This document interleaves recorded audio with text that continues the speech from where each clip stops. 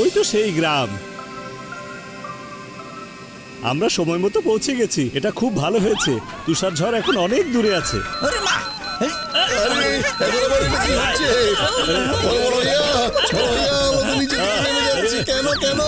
মোটু আমার বন্ধু, আমার ভাই, জেটপ্যাকের ব্যাটারি শেষ হইয়া গেছে। এখন তোমাদের ডিসাইড করিতে হইবে তোমরা সোজা হইয়া নামবে না উল্টা হইয়া নামবে।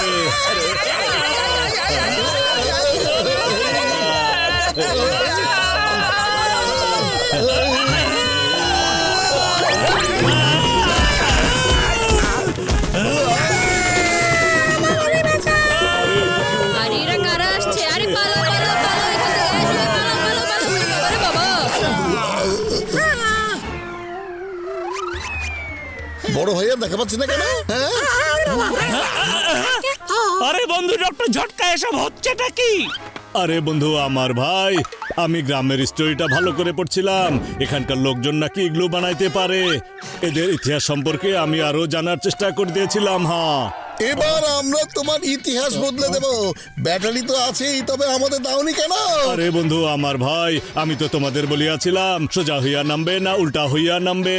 তোমরা যদি আমাদের বলতে তাহলে আমি ঠিকই ব্যবস্থা করিয়া দিতাম। হ্যাঁ, আরে তোমরা কেউ কিছু বলছো না কেন আমাকে? পালাও। পালিয়ে যাবে কোথায়? এই যে দেখুন, সবার জন্য ইগলুর ব্যবস্থা হয়ে গেছে। আমি একটা বড় ইগলু বেছে নিয়েছি, যেখানে আপনারা সবাই মিলে থাকতে পারবেন। ওরে মা, তাড়াতাড়ি ইগলুটা দেখাও আর আমাদের খাবারের ব্যবস্থা করে ফেলো। আরে আমার রোগীদের কসম, আমাকেও নিয়ে যাও সাথে। হ্যাঁ চলো।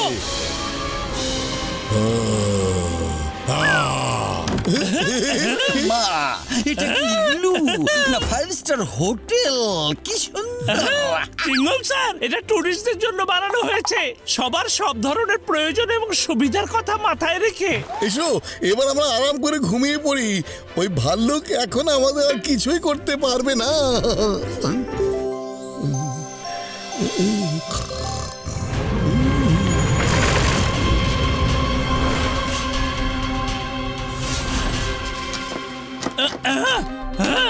এই দরজা খুলে যা রে। ওরে বাবা রে। আরে এসব কি? মোটু, মোটু দেখো, আমরা বরফে আটকা পড়ে গেছি। মনে হচ্ছে কাল রাতে খুব তুষার ঝড় হয়েছে, আমাদের ইগলুটা বরফে ঢেকে গেছে। ও বন্ধু ডক্টর ঝটকা, তুমি এক্ষুনি গাইড পলকে ফোন করো, ফোন করে আসতে বলো তাড়াতাড়ি। আরে দাঁড়াও। আরে পল আমার বন্ধু আমার ভাই, তুমি এখন কোথায়? আমাদেরকে একটু সাহায্য করো, এখানে আটকে গেছি। স্যার, কাল রাতে এখানে অনেক বড় ঝড় হয়েছে, সব ইগলু বরফের নিচে চাপা পড়েছে। আমরা সবাই এখানে আটকে গেছি, আর কেউ বের হতে পারছি না। আরে বন্ধু আমার ভাই, তাহলে আমাদেরকে এখানে কে সাহায্য করবে? একমাত্র উপরওয়ালাই আমাদের সাহায্য করতে পারে। একটু পরে ইগলুর ভেতরে সব লাইট নিভে যাবে, এরপর অক্সিজেনও শেষ হয়ে যাবে। ওরে মা, তুমি কি এসব তথ্য জানাচ্ছ নাকি আমাদের ভয় দেখাবো? তাহলে আমরা এখান থেকে কিভাবে বের হব? ওরে বাবা, পাতলু, খালি পেটে আমার মাথা একদম কাজ করে না। তাড়াতাড়ি তুমি কিছু একটা ভেবে বের করো না, তাড়াতাড়ি। বুদ্ধি পেয়েছি, সামুচা খাও আর তোমার ম্যাজিক শুরু করে দাও। আমি তোমার ব্যাগে প্রচুর পরিমাণে সামুচা রেখেছি, বুঝতে পেরেছো? এই সমুচা নেই রে ভাই। কি বলছো তুমি? সামুচা নেই মানে? বলো। আসলে কি হয়েছে বলছি। এই নাও, খাও, খাও, খাও। সরি বন্ধুরা, এই জন্যই সব সমস্যা শেষ হয়ে গেছে। তুমি ভাল্লুকের বাচ্চাদের বাঁচিয়ে দিলে আর আমাদের বাঁচার রাস্তা বন্ধ করে দিলে। ও মামুনি গো, আরে কিসের শব্দ হচ্ছে?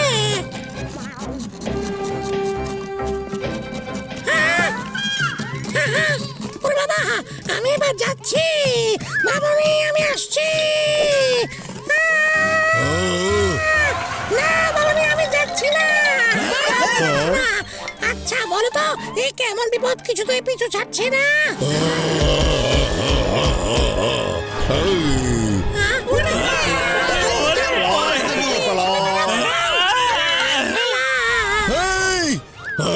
বলছি, শোনো ভালুক ভাইয়া, 1 মিনিট।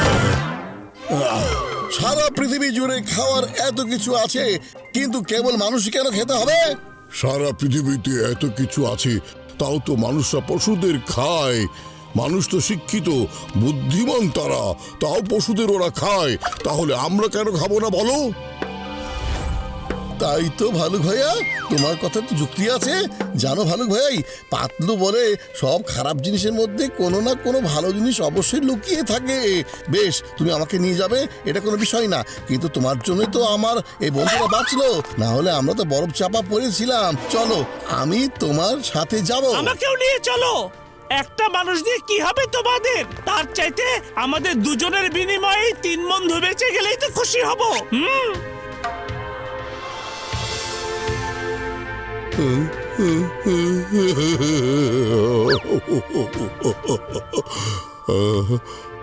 আমি তোমার বিষয়ে ভুল ধারণা করেছিলাম।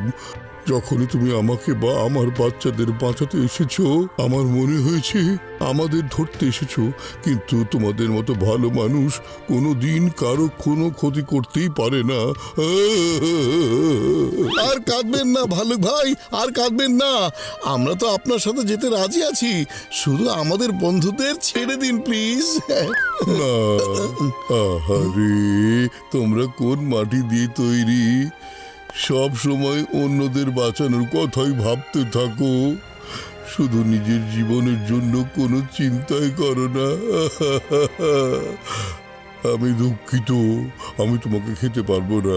পশু হয়েছি তো কি হয়েছে, আমাদের অনুভূতি আছে, আবেগ আছে।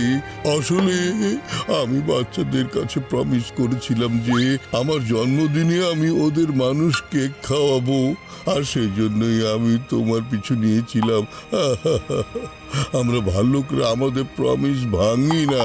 তাহলে তুমি তোমার প্রমিস রক্ষা করো, নিয়ে চলো আমাকে। দেখবে, যেহেতু তোমার মাঝে আবেগ আছে, তাই তোমার বাচ্চাদের মনেও আবেগ থাকবে।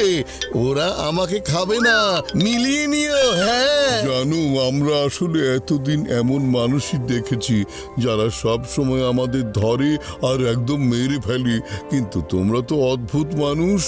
যাও, আমি তোমাদের খাবো না।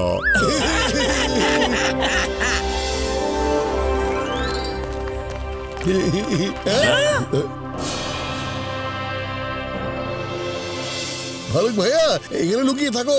আগে আমরা বরফ চাপা পড়া মানুষদের বাঁচাই, তারপর তোমার সাথে যাব, ঠিক আছে? আচ্ছা।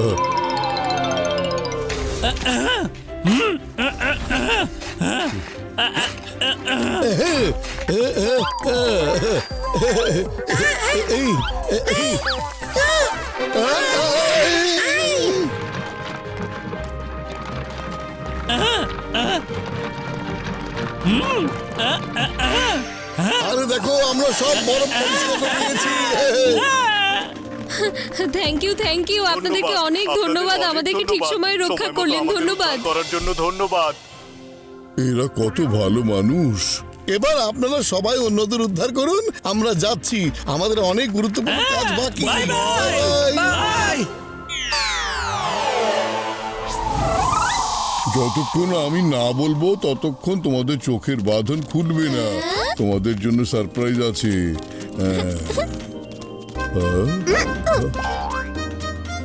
এবার নিজেদের চোখের বাঁধন খুলে ফেলো আর শুরু করো গান। Happy birthday to you. Happy birthday to you.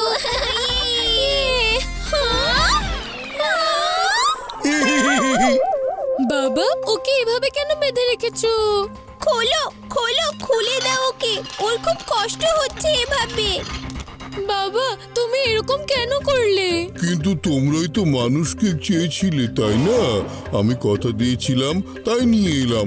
জানো তো, ভাল্লুকরা নিজেদের প্রতিজ্ঞা কখনো ভুলে যায় না। কিন্তু যে আমাদের বারবার প্রাণ বাঁচিয়েছে, তাকে আমরা কিভাবে খাবো?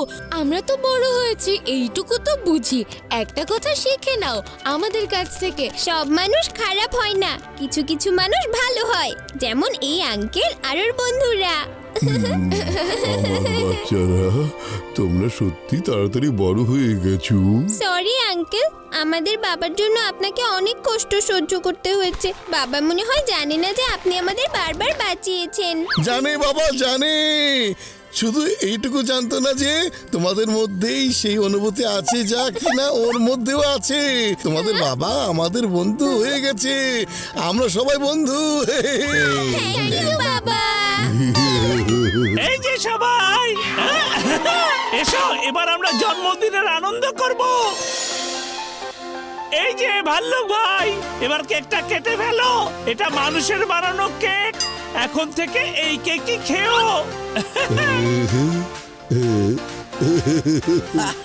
শুভ জন্মদিন, শুভ জন্মদিন, শুভ জন্মদিন। আরে এটা স্বপ্ন না, বাস্তব, এটা সত্যি বাস্তব।